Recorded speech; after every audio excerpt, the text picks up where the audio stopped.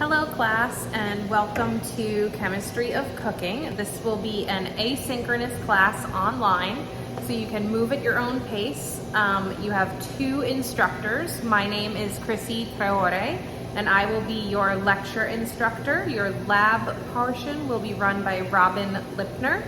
Both sections will be available online, and we've broken them out by weeks, so that what you can do is go through week by week and work on the class. So I highly recommend getting a calendar for yourself and making sure that you are accountable for your homeworks and the work that is assigned to you. For the lecture portion of the class, you will watch these videos through Play Pause It, and we will actually give lecture this way with engagement. What I really hope for you in this class is that you learn. So my goal in teaching this class is to educate you. I have worked for the last 10 years at John Jay as an adjunct instructor teaching Chemistry of Cooking. I helped to start the class with Dr. Shampeel, and I'm excited to do this new format asynchronously. It's a little different for me. I'm used to engaging with students, but we will be all right. So let's get into it. Each week you'll have a Play Pause It video that you are going to answer questions on, as well as your quizzes, which will test your knowledge of what you learned in your lecture. You will have additional reading assignments, and otherwise your assignments will be fairly minimal from the lecture side. You will also have a lecture term paper that we're going to work on.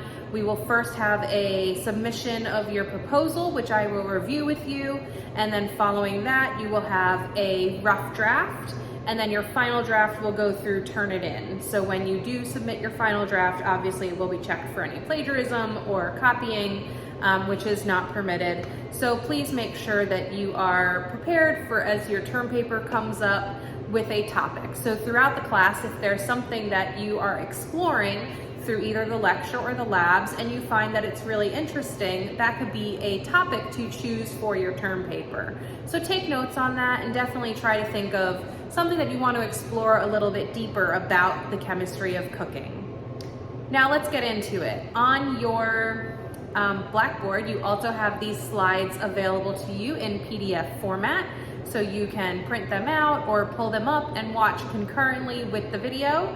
If you have any questions, you can always go back to the slides to review, and it's a great tool to remember. But again, these videos are really intended to be instructional and something that you can pick up and learn from. Before we get started with our lecture, I'd like to touch base with you and do your first Play Pause It question. Why did you take this course? So, Chemistry of Cooking, Basic Chemical Principles, Part 1. So what is chemistry? Chemistry is the study of how matter behaves in this world. So when we talk about matter, we're talking about anything that has mass and occupies space. So obviously food has mass and occupies space, as does our bodies, which ingest the foods. So these are going to be the basic tenets with which we will discuss. Now, matter has a couple different states. It has solid, liquid, and gas. And as we increase temperature, generally we see things move from a solid state to a liquid to a gas. All right, so from there we're going to talk about elements. Now, elements are the fundamental building blocks from which all type of matter is constructed, and they can't be broken down any further. They're composed of atoms, which are the smallest basic unit of an element, and within those atoms they have a certain number of protons and neutrons. We're going to deal a lot with carbon-based chemistry in this course, because obviously food is a natural product that comes from the earth, or it's animal-based, so it is organic. And this organic material is going to be a carbon-based chemistry, which meaning that we have long carbon chains, and we're going to also have nitrogen, we're going to have oxygen, we'll have some sulfur, a little bit of hydrogen in there as well, some copper, gold, calcium, iron. We'll be dealing with a lot of these elements. So unlike a lot of traditional chemistry courses where you're forced to just memorize the periodic table rote, in this course we're going to focus mostly on organic chemistry, especially carbons, hydrogens, and oxygens. So, moving on to slide number 3, an atom is composed mostly of empty space and then these elementary particles. Now these electrons are actually traveling in what's called an electron shell. And they travel in the shell around the nucleus of the atom, drawn in through the charge from the protons. So electrons are negatively charged and protons are positively charged. So they hold together based on the number of electrons and neutrons. And we know this because of the atomic and mass numbers.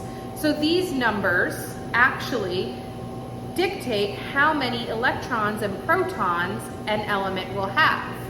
So moving on to the next slide, we can see that every element has their name, their symbol, which is an abbreviation for their name, their atomic mass, as well as their atomic number. And that can be helpful to know how elements are going to interact with each other. Now the number of protons may be fixed, but the number of neutrons are not. So let's take a look at the actual periodic table of elements. So if we go to the periodic table of elements, there's an important thing that's happening here.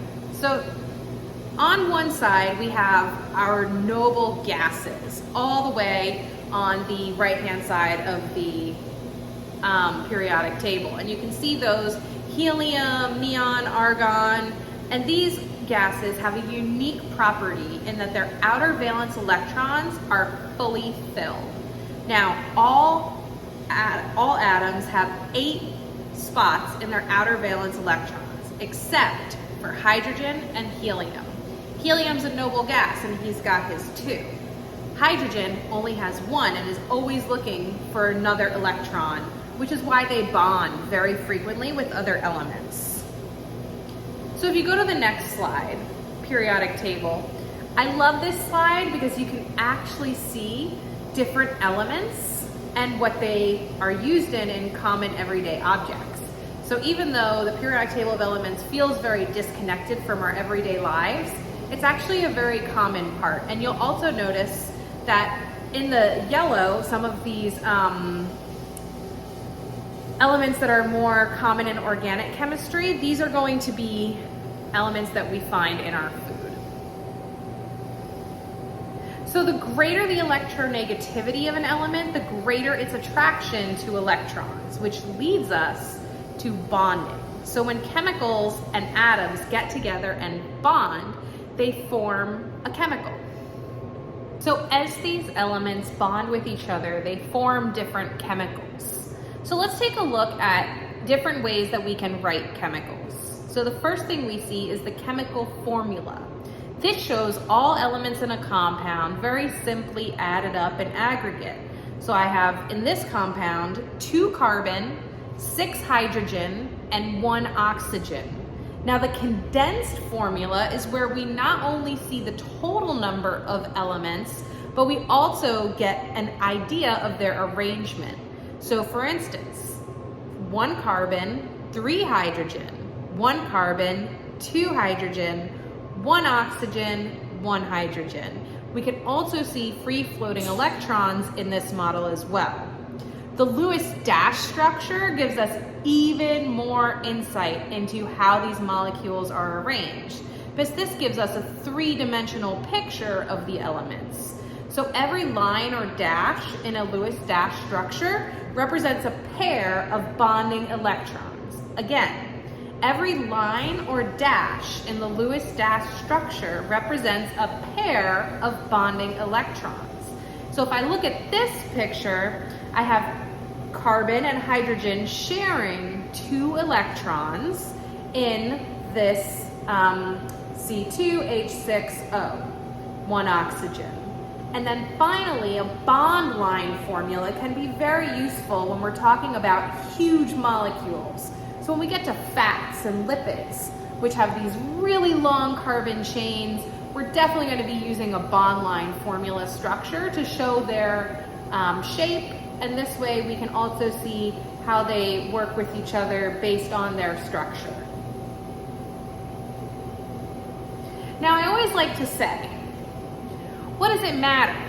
Why does structure matter in chemistry? Structure matters because it changes how these compounds and how these elements are going to behave. So for instance, what goes into cake? What do you make cake out of? Flour, sugar, butter, eggs, a leavener, maybe some vanilla. Okay. What do you make cookies out of? Flour, sugar, butter, eggs, some kind of leavener. What do you make a cinnamon bun out of? Flour, butter, sugar, eggs, some kind of leavener. But what's the difference between those three products? Are they the same? Obviously not. So these products are different because of their structure. The quantities that we put and the way that it's arranged, the way that the ingredients are added one to another actually change the final product. So it's really critical that when we talk about chemicals in chemistry of cooking, we understand their structure. And that's why we're learning about how to describe them and how they bond with each other. So next up, we have the octet rule. In this rule, elements seek stability by completing that full outer shell with 8 valence electrons. Remember, the only one that's different is hydrogen, because hydrogen only seeks to have 2. Helium also has 2 outer valence electrons, but they're fully stable because they're a noble gas. Whereas our other elements are striving for nobility. They want to fill those outer valence electrons. Now, I know we're just coming off the summertime. Did anyone take any trips this summer? Did you go anywhere? Cool. I didn't get a vacation as much as well, but I did get lots of eating and lots of traveling, and we went around town. So if I'm gonna go, let's say, to the drive-in, and I have to pay for my car, and I pay per car load at the drive-in movie theater, I'm trying to put as many people as possible in my car. So we want to think of our outer valence electrons like getting a full car to the drive-in or getting a full airplane off the runway.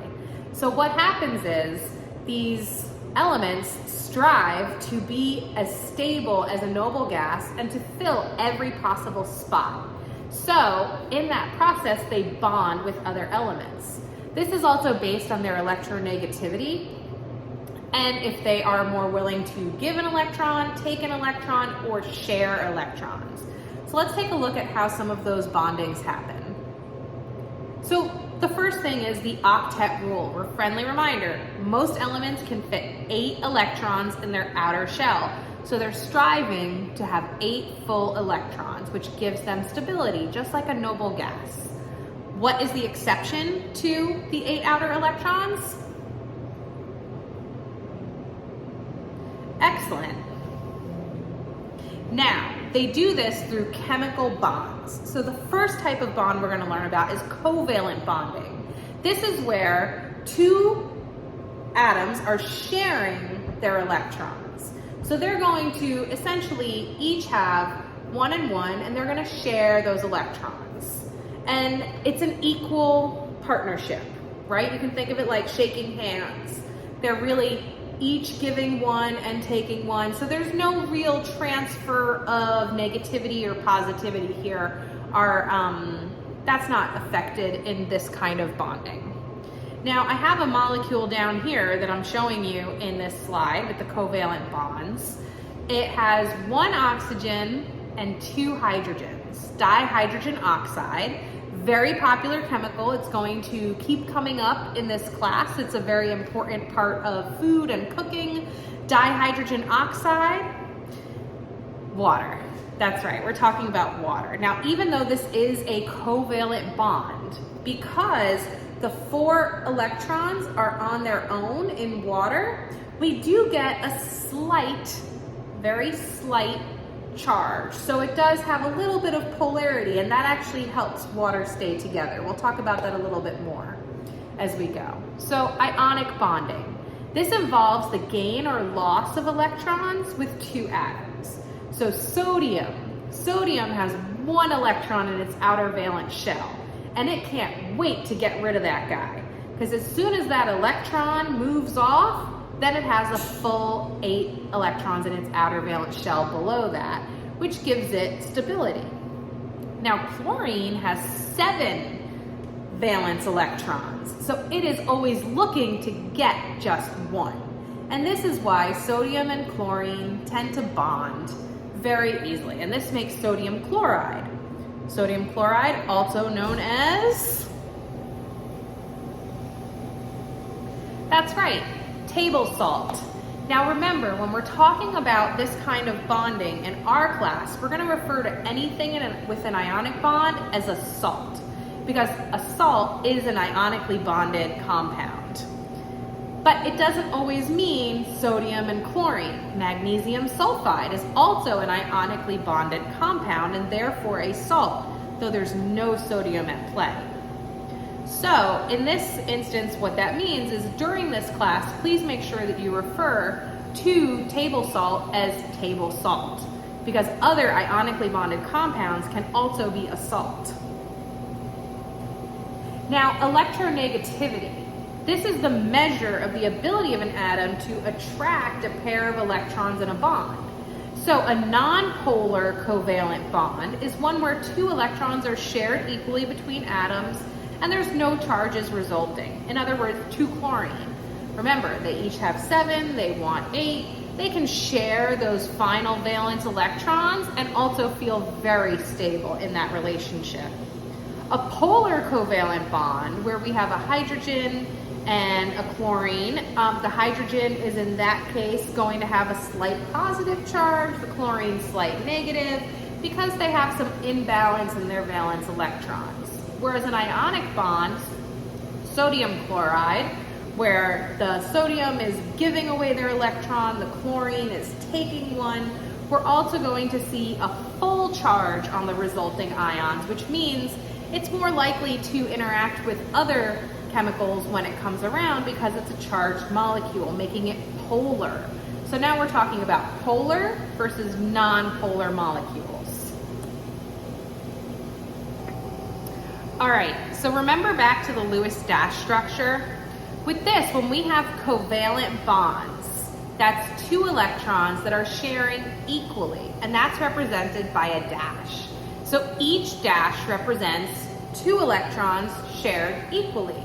So for instance, if I have dihydrogen oxide, I have 2 elements sharing 2 electrons. I see the 2 lines coming off representing 2 single bonds, and I can also see the free-floating electrons on the other side of the oxygen, which gives it a slight charge. If 2 carbon are bonded together, we have the 2 lines between them, and we assume that on the end of those other lines coming off of the carbon are hydrogen. So because carbon and hydrogen bond together so frequently, we're going to just know that there is that happening there. And then we have triple bonds. So in this case, carbon is triple bonded to itself with 1 hydrogen coming off of each side.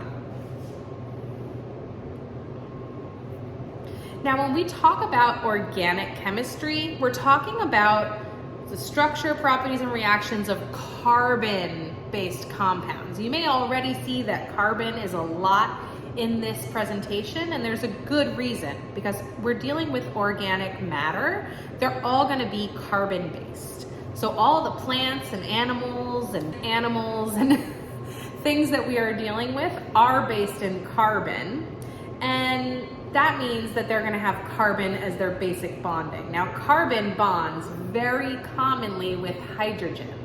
So let's take a look at what that means. Carbon is tetravalent, meaning it has 4 valence electrons and can form 4 possible bonds. So it will do that through single, double, and triple bonding. Now, depending on what kind of bond it has, it's going to be easier or harder to break up. So looking at the first picture where you see 2 carbons with a single bond in the middle, how many hydrogen are there? Great, 6 hydrogen. There should be 6 hydrogen on that carbon bond because each of those single lines coming off of the carbon are representing that there's a hydrogen attached to them. Let's take a look at the double carbon bond. How many hydrogen do we have there? That's right, we have 4 hydrogen coming off of those 2 carbons with the double bond. And finally, we have carbon, which is triple bonded, meaning it makes it extra hard to break up. It takes a lot of enzymes or energy. And how many carbons are coming off of those? We've got just 2 single lines appearing on each side of the carbon.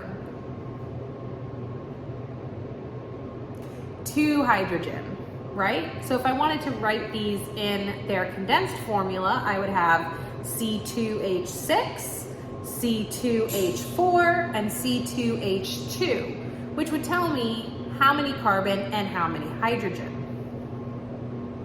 Now, they can also form covalent bonds with oxygen, nitrogen, sulfur, and this happens very frequently in organic chemistry. And this gives our chains different structure.